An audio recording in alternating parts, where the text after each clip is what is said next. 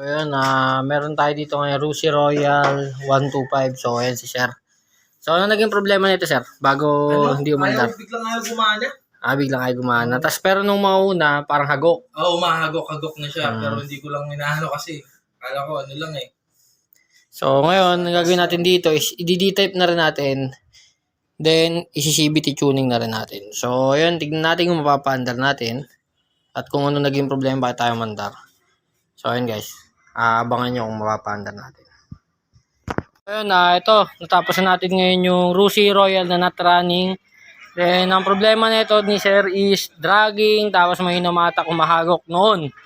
Then, bigla na lang di umandar. So, ngayon, ginawa natin dito is D-type carb, CVT tuning, nag-groove tayo, tapos bola, then CVT clean, and tsaka tune up.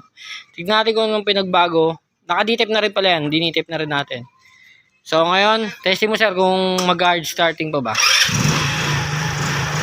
Testing mo muna, Sir.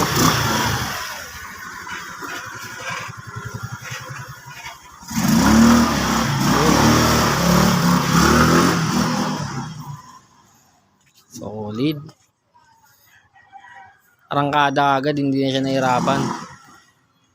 Dati kasi daw nahirapan yan. Kamusta, Sir? Ayos. Totoo ba? Oo. Totoo ba yung mga nasa post? Ayos. Yun. So, ayun guys, yun lang naman. Sa mga gusto magpatipid ng ganito, Rusi Royal, Gala, tsaka Passion, message lang po kami.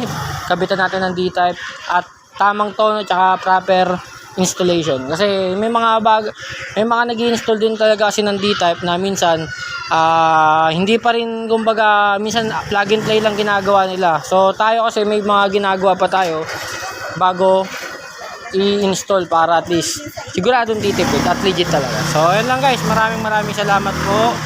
At yun, under testing si Sir para siguradong walang pagsisisihan sa kanyang babayaran. So ayun lang guys, dito natin siya inom service dito sa Bagbag, Novaliches, Quezon City. Thank you kay Sir. Thank you din, sir. Legit ba, Sir? Legit. So, wala nang parang umahatak. At wala na rin yung parang kumbaga hinihila. Wala na rin. Wala nang hingal. So, ayun guys, maraming salamat. Stay tuned.